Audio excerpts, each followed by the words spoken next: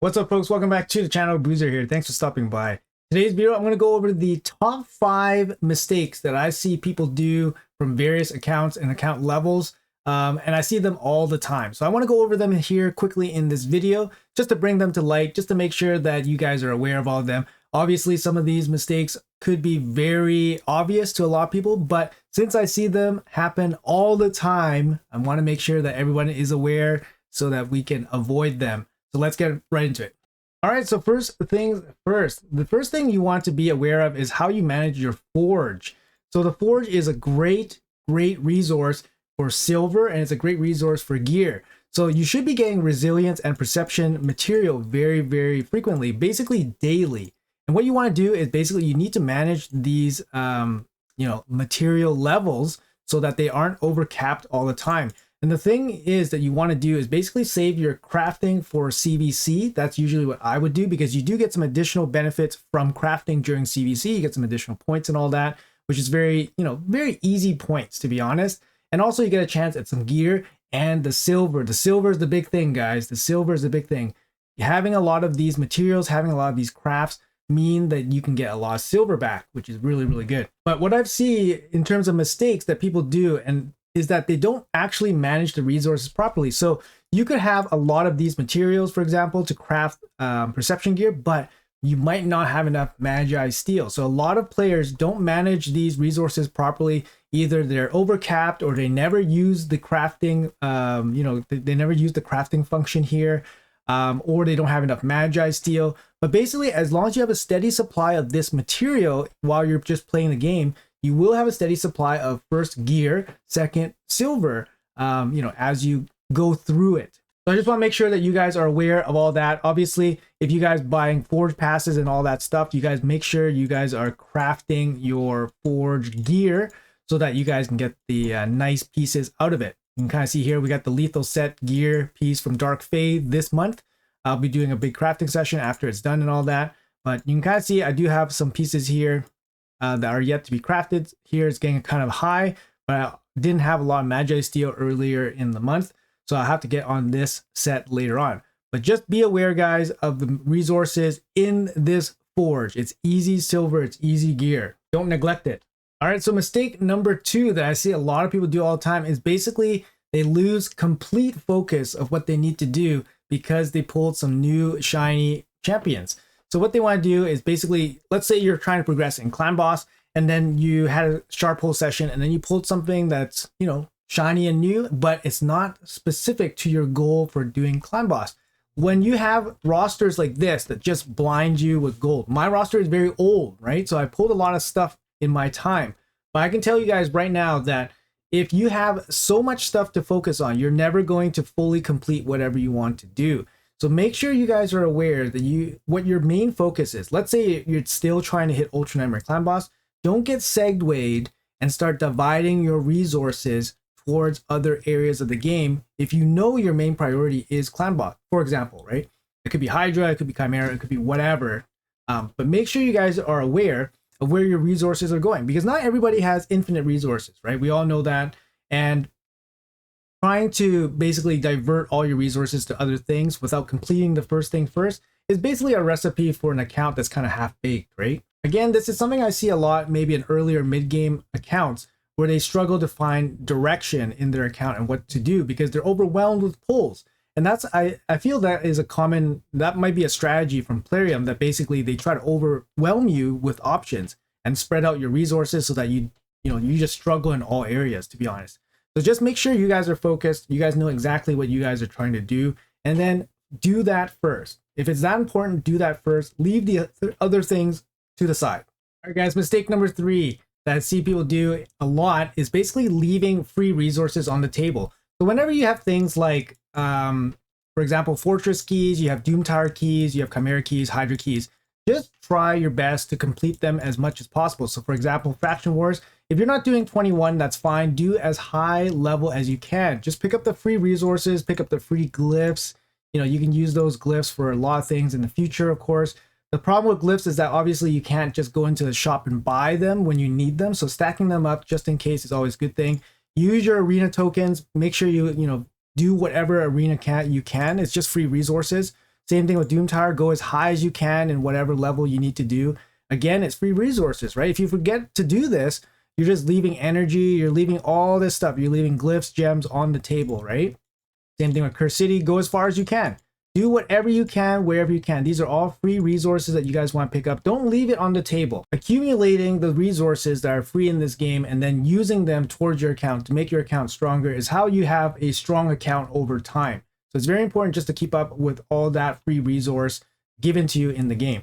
All right, so we got mistake number 4.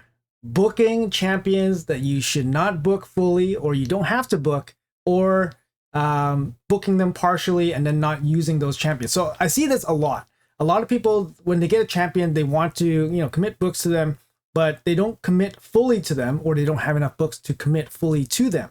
What I mean by this is now you have a champion that's partially booked and is not being used to its full capacity, and then maybe in the future you pull another champion that replaces that champion, and now you need books for that champion. So you want to avoid this kind of situation basically by having enough books so that you can book out whatever you need for that champion before booking it. So what I mean by this is, for example, taking Sir Nicholas here. If I was building an unkillable clan boss team, I need this ability book down, right? I need this book. I need 2 books in this. So if I had 1 book, I would not use it on Sir Nicholas right away. What I would do is I would wait for 2 books, and then I would put 2 books in Sir Nicholas and see if I can get lucky and the 2 books land right in this skill. If it does, I'm done booking Sir Nicholas. This is what I mean by booking exactly what you need for that champion to be useful. For Sir Nicholas, in this case, I only need this 1 ability to be fully booked down. You don't want any books here. You don't want any books here. Any books going into either of them are not going to be as beneficial to what I need him to do, basically make a clan boss team by getting both books into here. But if I only had 1 book, I would not throw the book into Sir Nicholas, because that 1 book does not get me what I need from him. So you need a minimum of 2 books, right? 2 books, load it up, 1, 2, and then try to go for this cooldown. If it doesn't work, then you're back to the drawing board, right? Let's say you land no books in here. Now you're waiting for 2 more books again, and then waiting for Sir Nicholas, waiting for those 2 books, and then trying to land both books into this ability, because that's the key ability for you. So here's another example of, not fully booking champions that you don't need to. So for example, I use Gurptuk in my Trunda team for Hydra, blah, blah, blah. His main ability is this ability, placing poisons and then block buffs. This skill took a long time to book. However, I had to book basically spend all the books just to fully book out this A3. But I was able to save 1 book on his A1 because Gurptuk doesn't really do significant damage. So saving the 1 book is still 1 book saved. So here's another example of what I'm just talking about. Lunathro here, he was part of my Fire Knight Hard 10 team. And I needed the key skill from him, the ally attack, to be cooled down to 4 turns. This is the only way to get him to basically recycle back and then use this quick enough, get it back against the boss, right? So I needed the 2 books to go in here. But then after that, I don't need any books into this guy. So like you could, forego the books in his A2, forego the books in his A1.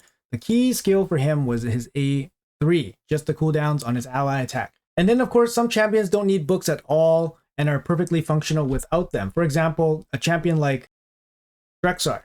Drexar works perfectly fine without any books. If you're starting off into the game and you're brand new, Drexar is a champion that does not need books at all. Yes, he does improve with books. He can go up to 75% chance of landing his HP burn when he gets hit, but 55% chance, perfectly fine. You don't need any books in him and he'll function super, super good.